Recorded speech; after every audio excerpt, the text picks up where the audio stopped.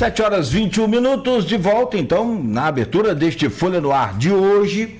Para você que está acompanhando pelo rádio, seguimos com a nossa edição de hoje, quarta-feira, dia 28 de janeiro de 2026. E para você que está chegando agora pelo Face, na nossa fanpage aí com a transmissão corretamente neste canal, seja bem-vindo, bom dia. Vamos às principais informações desta manhã. Já anunciamos aqui na abertura com a gente hoje, Aloysio Abreu Barbosa, para a gente trazer esse painel político de Campos, do Estado e também do Brasil. Como que fica aí diante de toda a movimentação dos bastidores, pelo menos até agora, nos bastidores, o que vem por aí para as eleições 2026. Toda a movimentação desses tabuleiros que a gente falou, município, estado e também da federação.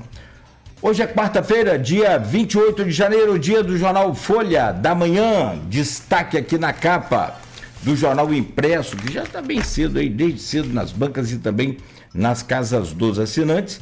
Capa do jornal, manchete principal, aqui ó, Vladimir convoca secretários na segunda para definir 2026. Prefeito de Campos ainda não definiu seu futuro neste ano eleitoral, mas caso concorra, deve se desincompatibilizar até abril.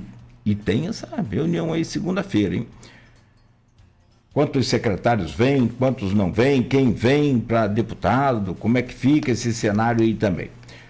Sem acessibilidade e cratera no Boulevard, população reclama, está na página 7 do jornal. Emoção marca a missa de 7º dia de Arnaldo. Foi na segunda-feira a missa, a cerimônia com familiares, amigos e políticos que prestaram aí homenagens póstumas ao ex-prefeito nesta última segunda-feira. Rancho da Ilha prepara nova jornada de shows. Ainda, jovem morre em acidente na BR-356 em São João da Barra. O motoboy não resistiu aos ferimentos. Na capa da Folha, após 4 anos, DR inicia reparo em Passarela.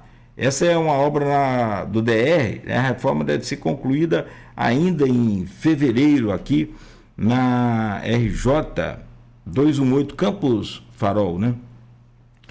Tá aqui no jornal para fechar, pecuarista encontrado morto em cova rasa, crime bárbaro.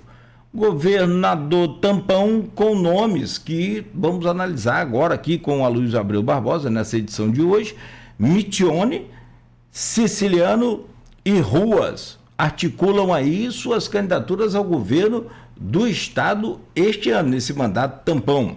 Guarulhos ganhará batalhão e São João da Barra, polícia ambiental. Está aqui na segurança pública, são os destaques de hoje do jornal Folha da Manhã. 7h24, Aloysio Abreu Barbosa nessa bancada com a gente, sempre importante contar com sua presença e hoje a gente trazer aqui esses cenários, várias comentários e movimentações nesses tabuleiros políticos para que o ouvinte, para que o seguidor da Folha FM aí nas redes sociais possa entender esse processo, como que ele caminha, né? Como que ele tem aí o seu desenrolar. Bom dia, Aloysio, bem-vindo aí a essa bancada. Bom dia, esperemos que seja um bom dia. Torcemos para que seja um bom dia, porque o começo do dia foi bastante difícil, né? Estamos no programa aqui desde 2019, a primeira vez que a página do Facebook da Folha FM não tem um link do programa, né? Aí depois de 26 minutos a coisa foi, né? Então, queremos que seja um bom dia depois disso tudo. Vamos lá, começar a falar eu fico ouvinte, telespectador, que não tem nada a ver com competência nossa, né? Mas, enfim, para não dizer desinteligência. Mas, enfim. Você quer começar por onde? Por Campos? Vamos começar por Campos. E já nos desculpando aí com o ouvinte pela troca de página para a fanpage aqui, reforçando aí a sua fala, realmente, depois de tanto tempo, você ter essa troca não dá para admitir. Ô Aloysio, cara, esse cenário político, ele vai se desenhando, assim, em alguns momentos, vamos supor, tem cenário e tem cenário. Eleição e eleição. A última eleição em Campos, você tinha um cenário muito definido, que era a reeleição de Vladimir. Não era impossível ganhar de Vladimir, até porque eleição é isso, é disputada, você tem, né, prazo para fazer suas campanhas, cada candidato, enfim. Mas essa eleição agora, para 2026, ela tem assim uma indefinição, e não por só falta de alguns nomes como opção, mas talvez por forças além da política, como é o caso, né, do Rodrigo, que foi afastado, enfim. Como que fica essa indefinição, por exemplo? E aí, falando de indefinição, deixa eu trazer para você analisar o cenário Vladimir, o cenário Campos. Como é que fica? Porque se Vladimir opta por ser vice, né? Opta por ser vice aí de Eduardo, e nesse cenário, talvez, na minha opinião, se você me permite, seria o melhor dos mundos, ele na vice de Eduardo, que está caminhando bem nas pesquisas, e aí o pai pode ser candidato a deputado, pelo menos é pré-candidato a deputado federal, ou ele não, casando lá com o Eduardo Paes, pode vir o próprio Vladimir como federal e ter o pai também como federal.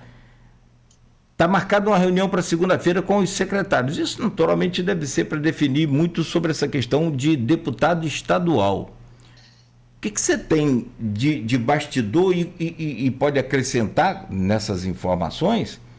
E como você entende esse cenário e se de fato é o melhor dos mundos para Vladimir, ele vir na vice e o pai ser candidato também? Bem, a informação que você está dando é quem soltou fui eu, né?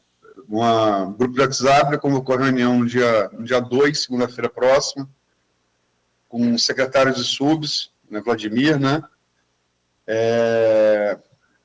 Cobrando a presença, né, falando que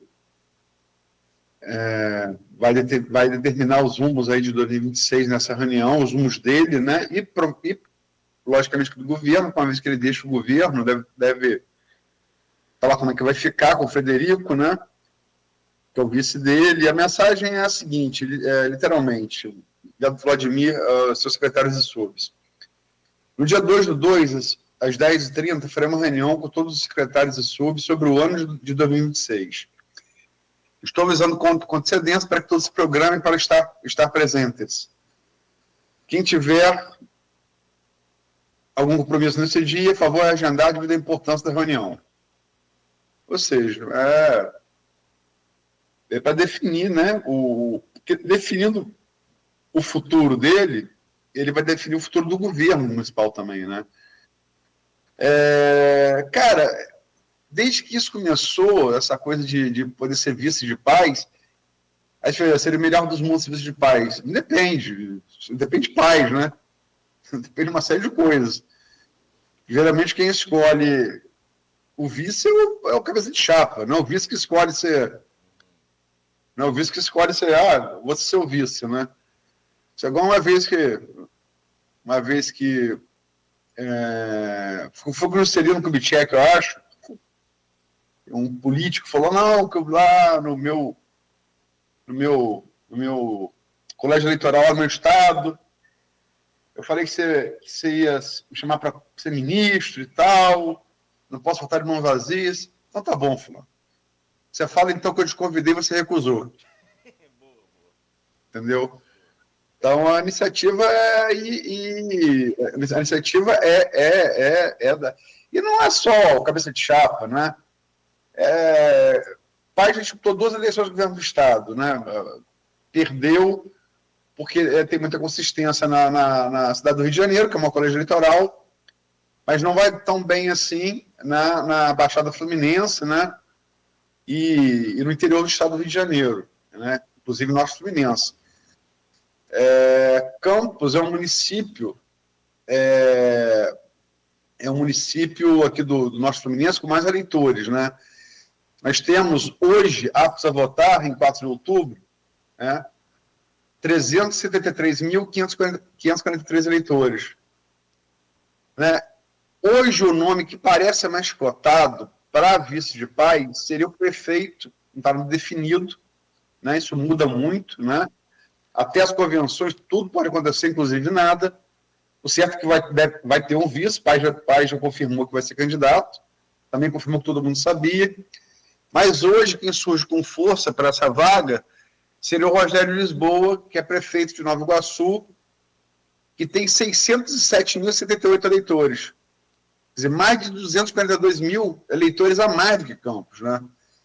E com esses 607 mil eleitores, Nova Iguaçu representa o segundo maior colégio eleitoral da Baixada Fluminense, né? Cujo município mais denso eleitoralmente é Duque de Caxias, um pouco acima, são 619.645 eleitores, que tem no ex-prefeito Washington Reis um aliado dos garotinhos, isso também pode pesar, né? Pode pesar.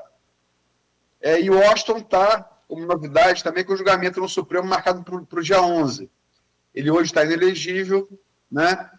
Se falou que ele poderia ser candidato a governador e tal. Parece também que está está com problema de saúde, que vai precisar se cuidar um pouco e tal. Então, depende de uma série de circunstâncias, né?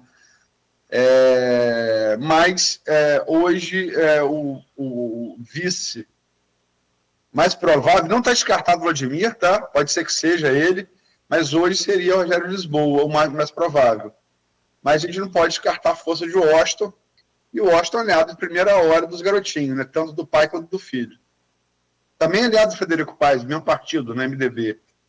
Inclusive, o Vladimir está no PP, que está em federação com a União. O Vladimir vai trocar de partido, né? Se ele viesse para vice, o que estava tabulado é ele ir para o MDB para poder compor vice de Paes, entendeu? E o Rogério Lisboa é do PP, o partido onde hoje Vladimir está, né? Agora, essa questão do melhor dos mundos que eu comentei, baseado naquilo que você trouxe no ponto final, justamente sobre essa questão do Rogério Lisboa também, que começa a surgir, porque é aquilo que você falou, muita coisa pode acontecer ou nada, mas até 4 de abril. Mas as coisas que estão acontecendo até o momento, pode acontecer no cenário estadual, refletir, né, nessa decisão aqui do município, enfim. O que eu quero dizer é que, como que você interpreta essa questão? Porque você pode ter lá na frente um Vladimir versus Garotinho, disputando aí votos para o mesmo fim, que é deputado federal. Os dois teriam chance de ganhar. Agora, tem um outro detalhe também, que seria uma opção. E, aliás, você mesmo trouxe isso no ponto final hoje. Vladimir deixa muito claro aonde ele vai, onde ele fala, em suas redes sociais, que ele gosta de administrar a cidade. E a gente sabe, ele é um cara que vibra com essas coisas que ele conquista, com as melhoras que ele consegue trazer, avançar. Não seria de tudo ruim também um outro cenário? Ele continua prefeito, se ajeita lá com o Frederico, né, Paes, e lança Tassiana federal, mas Garotinho também vem.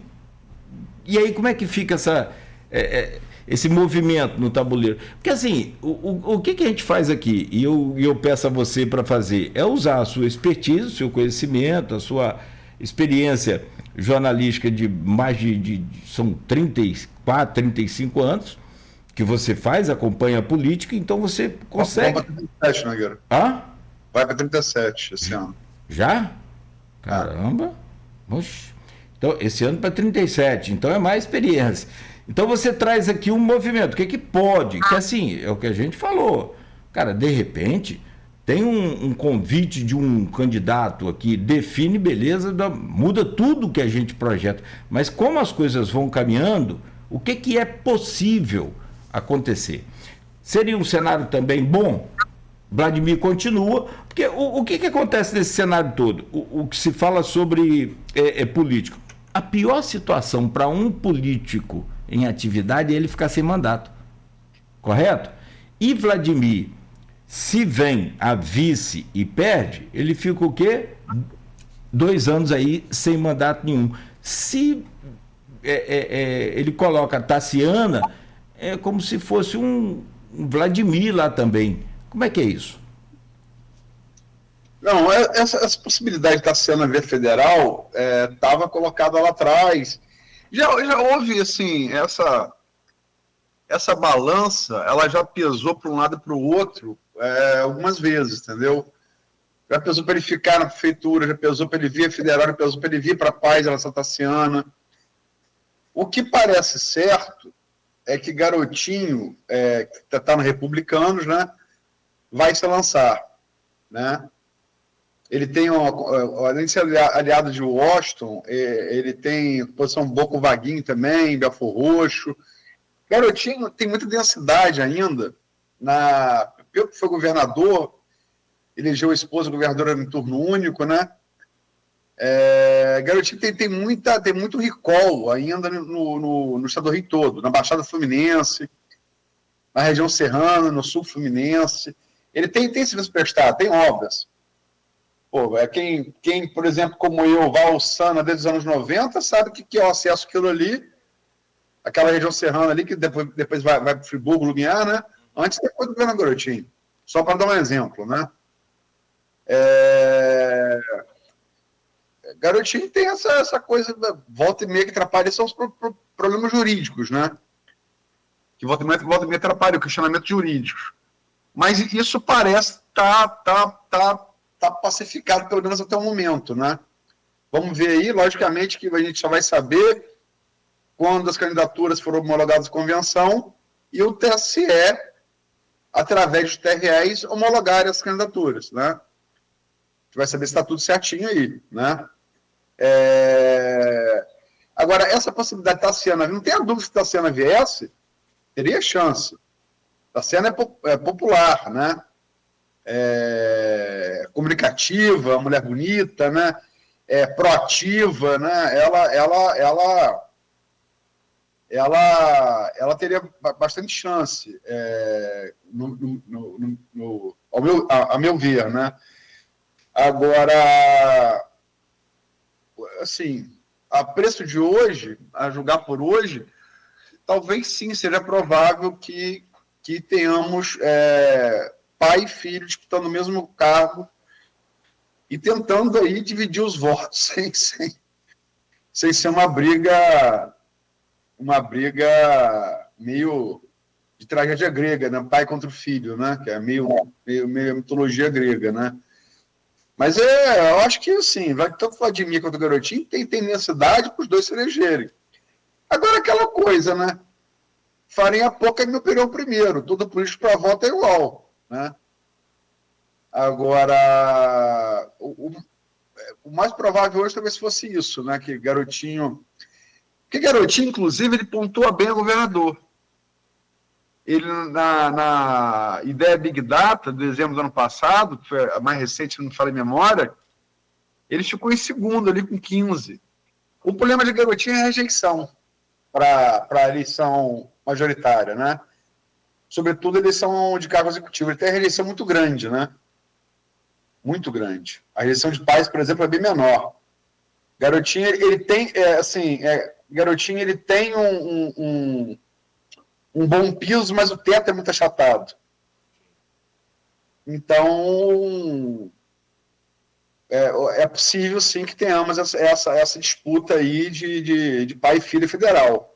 Agora, só as convenções vão dizer isso, né? Até as convenções, muita água. Tem 2 meses ainda, né? Tem janela partidária, tem depois as convenções. Tem algum tempo ainda, né? Agora, você também tem uma outra questão, o Aloysio, Nessa questão de cenário de política, que você falou, tem 2 meses, rapaz, pode acontecer muita coisa, pode não acontecer nada, mas é bem provável que aconteça sim essa movimentação. E o Vladimir, numa situação assim de ficar sem mandato, mas o candidato dele a governador ganhar, ele pode ser um secretário estadual. Eu acho que ele tem capital político para isso, não? Perdão? Não, porque mesmo que ele não venha, né, nem deputado federal, nem venha vice. Rapaz, todo político que você ouvir vai dizer assim, eu não me preocupo, não tem preocupação nenhuma. Uhum. Mas tudo tem, né? Oh. Então, político sem mandato no Brasil é uma profissão arriscada, né? E também, cara, executivo, sobretudo, deixa muita aresta, entendeu? Você vai sempre depender de um TCE da vida, você vai depender da Câmara Municipal, que é para aprovação de contas, né? Então, ele já foi deputado federal, ele se elegeu em 2018, né? Ele deixou em 2020 para se eleger prefeito a primeira vez, depois se reelegeu em turno único, né? Fez bom mandato, ele liderou essa emenda de bancada aí para o novo prédio da UF em Campos, né? Teve também o projeto do semiárido, que para o norte e noroeste, 22 municípios que seriam beneficiados, mas ficou nas malhas de Rui Costa, ali no Ministério da Casa Civil, né? Depois de aprovado na Câmara e no Senado. Enfim, Garotinho também, Garotinho, todos os dois, caso concorressem e se elegessem, não seriam estranhos na Câmara dos Deputados, nenhum dos dois, entendeu? Eu vou lembrando das coisas aqui, eu fico rindo aqui internamente, você vê. Não, você falou que político sem... Agora, só para completar, Caio também, que a gente vai entrevistar ele aqui na sexta-feira, também deve vir a federal, né? O que, assim, é mais uma disputa de voto, né? No mesmo território, né? Caio, é possível que também venha a federal, né? E todo mundo na mesma... E, logicamente, que vão vir os candidatos aí, vai vir gente que vai para fazer nome e tal, papá, né? Mesmo sem chances de real de eleição. Sim, até para fazer a legenda, né? Fazer legenda, fazer o próprio nome, né? Exato. Jefferson, ex-reitor do IFE, se tivesse um desempenho um pouco melhor na eleição a prefeito, se vencesse a disputa interna a presidente, ele perdeu para Danilo, né? Talvez fosse. Então, tudo depende um passo depende do outro, né? Não dá para você saltar. Tem o nome também, que está sempre em atividade, foi candidata a prefeito, candidata agora a vereadora, a professora Natália, também não tem nenhuma posição oficial dela sobre o que vem por aí para essa próxima eleição. Não sei se disputa, se não disputa, enfim. Mas é isso que você falou. Com nomes que são colocados aí justamente para fazer a sua... como se fosse uma pré-campanha para outra, né? Enfim. Que vai para o sacrifício partidário. A Natália disputou a última eleição na deputada federal. Não é cara que não ia ter chance. Teria estadual. Mas aí também, assim, você nem pode, assim, embora falte pragmatismo, mas é o trabalho altruísta pela legenda, né? Sobretudo no caso da Natália, que é uma pessoa muito, né, guiada pela ideologia dela, né? E já que ele está nesse âmbito de deputado estadual, e segunda-feira tem essa reunião aí convocada pelo Vladimir, como você trouxe e adiantou aqui, está no ponto final de hoje, daqui a pouco também aí no portal Folha 1 já. O cenário pré-estadual, com o apoio de Vladimir, pode colocar naquela condição também de de a noiva preferida ou de o apoio preferido dos pré-candidatos hoje, traz 2 nomes. O Bruno Dauari, que é o parceiro, o candidato, amigo do prefeito há muito tempo, já 2 eleições, inclusive na última com a votação muito significativa em Campos. E tem o nome do Tiago Virgílio também, que está, como a gente falou aqui com ele, já como pré-candidato lançado do grupo Vladimir. O que eu coloquei aqui, no começo, havia a possibilidade de 3. Do Caio também ser um deputado estadual, já que ele deu apoio a Vladimir na última eleição, foi importante naquele cenário, né? Se teve peso, né, fez Vladimir avançar mais ainda no primeiro turno, mas como o Caio falou e deve confirmar para a gente sexta-feira aqui, o Eduardo Paes pediu e exigiu que ele viesse, então, deputado federal e não deputado estadual. Não cabe um outro terceiro nome, então, no grupo de Vladimir, na tentativa de fazer 3 deputados estaduais? Não, Paes. Você vai é a pergunta boa, a melhor pessoa para fazer essa pergunta, infelizmente não está mais entre nós, que é o João Peixoto. Joãozinho, é. Porque eu tenho uma média boa de acerto em eleição majoritária. Eleição proporcional muito difícil, cara. Eu prefiro não arriscar. Acho que em tese sim. Mas vem muito, eleição não tem jeito. Sempre vem aquele data aventureiro de fora, né, querendo puxar voto daqui. Aí gente que diz que até que nasceu aqui, mas fez a vida política em outro município, agora quer voltar e volta com dinheiro, comprando opção de cabo eleitoral, entendeu? Enfim, eu acho que o campista erra votar em gente de fora. Eu acho que o voto para deputado estadual federal tem que ser bairrista. Você tem que votar em gente que vai representar a sua cidade, a sua região. Acho um erro tremendo votar gente de fora. Sempre achei. A Luiz Barbosa defendia muito isso e eu defendo também, né? A não ser que tenha um voto distrital misto, como é na Alemanha, seria o ideal, que você vota em um cara pela unidade federativa e um cara pela sua região, entendeu? Ou seja, você vota um cara que você simpatiza na política fluminense e outro cara você vota para representar a sua cidade, a sua região. Acho que o melhor sistema que tem é o distrital misto alemão, mas não é o nosso caso, né? Enquanto não for assim, eu acho que tem que ser, você tem que votar em um candidato a deputado estadual, federal daqui. Acho que se por acaso o Garotinho e Vladimir serem candidatos federal, Thiago pode ser prejudicado, porque ele vai ficar, né, porque não há dúvida que o Bruno vai a aliança de Bruno é com o Vladimir, né? A de Thiago vai ficar dividido, né? Isso pode prejudicá-lo. E Bruno é candidato natural à reeleição, né? E Thiago está tentando o primeiro mandato, né? Mas eu acho que se Caio vier mesmo a federal, com Paes, eu acho que deve ser mesmo